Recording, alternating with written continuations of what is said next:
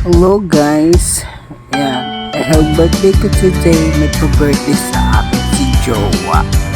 Kaya, ayan, nagpunta kami sa Mag-Inasal. Tinrip niya ako by the way. And then, ayan, titingnan natin kung gaano karami ang malalafang natin na rice. So, ayan, maliit nga yung nabili namin na hita ng manok. Magkaiba pala ang price niya. So, anyway, it's okay. At makakalapang pa rin tayo. Yan pala yung unang rice nung hinatid nung crew ng Mag-Inasal. Then, while eating, ayan, kunting usap-usap lang, mga ewan kung ano-ano lang, may mapag-usapan lang, hanggang sa maya na lang, tatawag na lang tayo ng magdi-deliver sa atin ng rice. Yan, diba? Mawag na ako. Umaway-kaway pa ako. Sabi nga rin pala ng kasama ko sa trabaho, magmukbang ako. Kaso, wala naman tayong pangmukbang, hanggang Mag-Inasal lang tayo. Purday tayo sa panahon na ito. So, ayan, paramihan na ng kain ng rice. Tingnan natin kung mauubos natin ang ulam natin. So, mamaya-maya pa ulit. Ayan, ang rice na naman. See, nakadalawang rice na tayo dyan. Yan, nagbuhos-buhos na tayo ng chicken oil. Tamang lafang at yung ng tubig. Yan. So, ito yung unang beses ko nagagawa ako ng voice records. So, tingnan natin kung papatok yung voice record natin. Kasi ayoko talaga na nagbo-voice records. Anyway, yan. Sige lang, lafang lang tayo ng lafang. At naghahanap na ako niya ng magdi-deliver ng rice kasi feeling ko kukulangin na yung linagay niya na rice. Ayan, nagtingin-tingin lang tayo kung nasaan. Ang tsakat pa siguro ng boses ko dito. Ay nako. So ayan, may pinag-uusapan kami ni Jowaers. Hindi ko na matandaan kung ano yung pinag-uusapan namin. Basta Pilipino. Hindi kami nag-i-English dyan. Hindi nyo naman narinig yung aming pinag-uusapan kasi ako tamang lafang na lang. Ayan. At napag-usapan din namin kanina ang aking mga katrabaho kasi nagpatreat sila sa akin. Ayun, tinreat ko sila pero tinreat din nila ako. Sila sa soft drinks, ako na sa inihaw na ni-request nila. Ayun, hanggang sa nagka-uwian na. Ayan. Pero wala na dito yung video nila. Kasi hindi ako nakapag-video kanina habang bumibili at umiinom kami ng soft drinks. Then yun malapit sa pinapasukan namin. So ito na lang ang record ko kasi hindi ko naman expected na ayan, nagdagdag na naman ulit sa yun na guys, nakakatatlo na tayo. So back to the topic. Yun. Hanggang sa naubusan na pala ako ng chicken oil. Anyway, hindi ko pala pinakita dyan yung jowa ko kasi ayaw niya na magpapakita sa camera. So, ako na lang ang kinukuha niya ng video. Yan, habang lumalapang ha. Tapos, siya naman, habang lumalapang ako, tuwa siya. Ebe yung manok, diba? Liit-liit lang.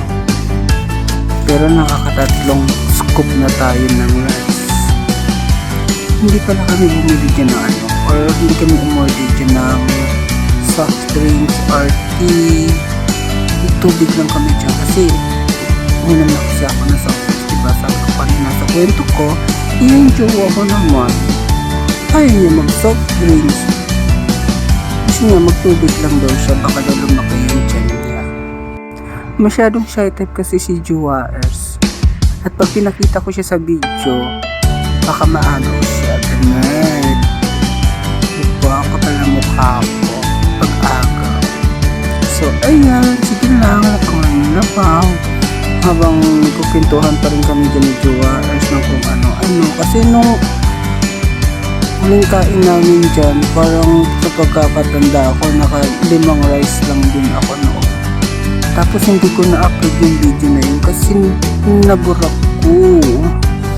Hindi ko sinasadyang nabura. So, ayan, hindi ko na siya ito na lang. So, ayan, parang naghahanap na ako ng naghahanap na ako ng magde-deliver ulit ng rice kasi pakiramdam ko kukulang kukulangin na naman yung rice na nasa plato ko. Tapos yung ulam ko, ayun, hindi pa rin siya nababawasan. Lakas ko sa kanin pero sa ulam yung yan, ginamit lang natin. Oops, ayun na. Mamaya tatawag na tayo na magdadala sa atin ng rice. Tapos yung nadadala sa atin ng rice, tinatawanan tayo. Tinatawanan ako kanina habang yung pang-apat ko na natawa siya. So anyway, hinayaan ko na lang yun. So makikita, ay hindi ko pala siya pinakita dyan kanina sa video. Hindi siya pinakita ng jowa nung nagdadala siya na ako. Parang napuwing ako, ayan. Diba, nagtatawag tayo ng magde-deliver sa atin ng rice. So ayan, kukentuhan lang kami ng jowa ko. Ayun na ang rice. Diba pang-apat na, nagsenyas pa ako nung nakakaalam na. So ayan, uminom lang ako ng tubig, wala na akong chicken oil. Ayan, nanghingi pa lang ako ng chicken oil. Ayan, pagbalik ko may chicken oil na ako niyan. Ang syrup. So ayan, tuloy ang dafang at magbuhos lang tayo ng chicken oil. Apat na tayo ng rice. Ayan, kuting halo-halo, kain, ulam, So, habang kumakain, ayan, todo kwento si jowa kasi yung topic namin hindi ko rin maintindihan kasi busy ako sa pagkain.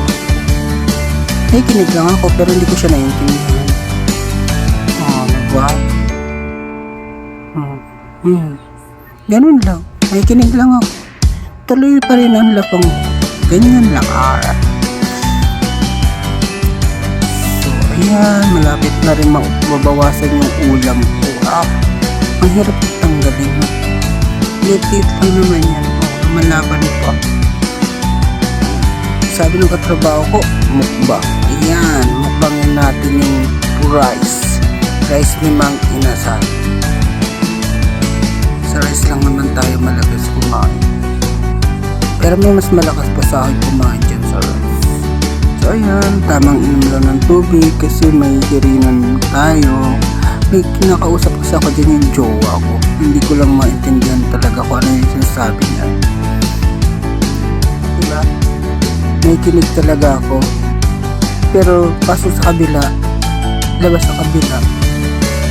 So habang nagbo-voice record ako dito, yung jowa ko, busy siya sa pag-i-email. Ayan, tinatawanan niya ako habang nagbo-voice record. Yan, kwento-kwento lang yan. So ayan, medyo mahaba-haba pa yung video natin, pero para sa matatapos din hanggang sa makatawag tayo ng magdi-deliver sa atin ng rice. Yun yung pang-5 na. So sana mag-subscribe kayo sa aking YouTube channel. Yung mga video lang na yung ganyan lang, happy news, tamang kulitan with my workmates, ayan, banding moments ng kung sino-sino. Sa susunod na video ko, tingnan natin kung ano naman yung may pa-vlog ko. For now, ito muna kasi nag-i-enjoy ako habang lumalabang, habang pagpintuhan sa jowa. Wala naman ako naintindihan, pero nag-uusap lang kami. Sumasagot na ako sa sinasabi niya. Ganun lang. So, ayan. So, ayan, malapit na maubos ang ating rice. So, naghahanap na ako niya ng bagong rice na magdi-deliver sa ating plato. At nangalahati na rin pala yung ulam ko. Yan, magtatawag na ako. Pang-5 na. Diba? Naka-5 na yan. Pang-5 na yan. Di ba? Ubos yung pinaka-rice ko ha. Oo, ayan. Diba? Oo, diba? May senyas pa ako. Pang-5 na rice. So, ayan. Yan. Ubusin ko na lang tong pang-5 rice ko kasi pakaramdam ko dyan, medyo busog na ako at inubos ko na rin ang chicken oil. Oh, yan diba? Kasi yung pang-anim ko na dito is hindi na rice. Kain na ako dyan ng halo-halo. Yun yung dessert namin ni Jowa. Ayan, hintayin nyo lang yung matapos ang aking paglapang sa 5 scoop na rice ni Mang Inasal. So, sige lang, habang kumakain lang, tuloy pa rin na ang kwentuhan namin ni Jowa. Alam mo, diba? Nag-uusap kami dyan. Di nyo lang naiintindihan. Di nyo lang naririnig. Pero nag-uusap kami dyan. Kala mo sarili ko lang kinakausap ko, diba? Para raw. So, ayan na. Diba? Sinisip ko dyan yung buto eh. Tapos kinangat-ngata. Yung mayroong parang malutong na buto. Yun. Yung parang, ano ba tawag sa malutong na buto na? Basta yun, malutong na buto. May malutong siya din na buto eh. Bone marrow? Diba yun nasa gitna ng buto? Basta may malutong na buto. Yung parang akala mo tengang baboy. Yun. Basta yun yung kulay puti. So, ayan. Yan, may nakuha pa akong buto. Kasi kangat-ngat ko ng buto. Ayan. Oh, yun ang tubig. Tapos nakalimutan ko, meron palang binigay sa amin na sabaw. Ayun. Diba? Nakalimang rice na ako. Tsaka ko pa lang siya nainom. At o nahigo. Napaalala sa akin ng jowa ko, ay, meron palang sabaw. Nakalimutan ko may sabaw. Yun. Ayan. Inuubos ko na lang yung rice na nasa akin. Kasi sa mga oras na yan, natutunaw na yung aking halo-halo. Nagtutubig na siya.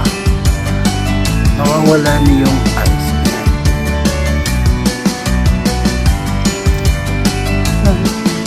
Yung nanang sabaw. Tawang lapang. Hindi ko linagay dyan yung yung sili sa toyo na may kalamansi. Ayoko kumain yung maanghang kasi. Ayoko ng maanghang. So yan, paubos na nga yung kanin na yan sa ating plato. So,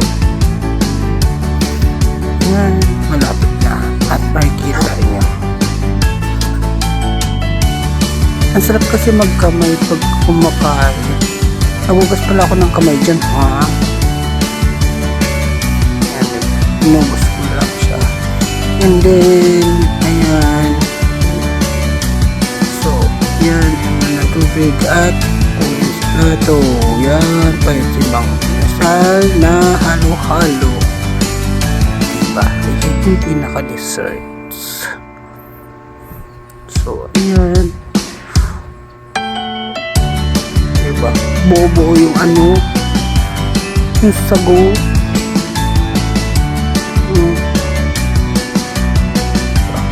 Hindi ko maalala kung ano yung sinasabi ko dyan.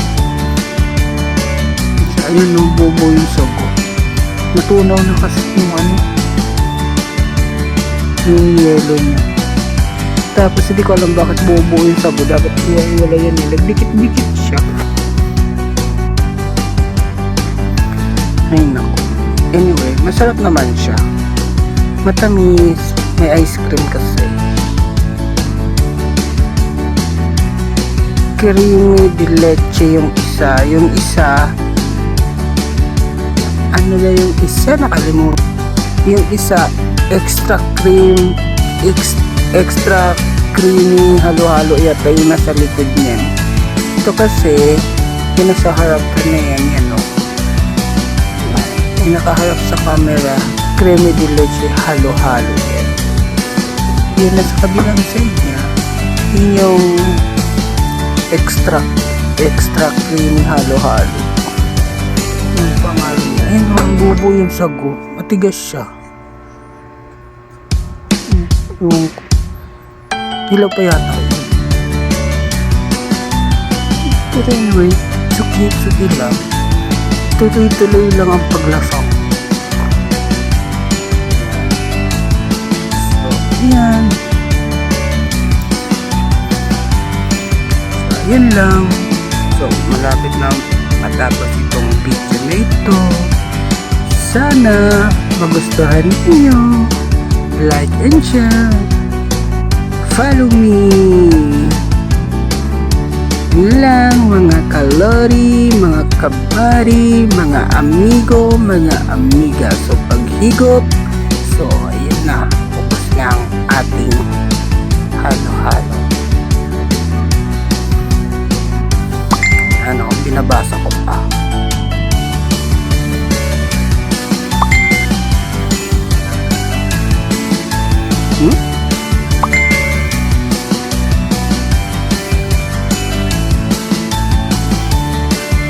So magtatapos na ang ating video.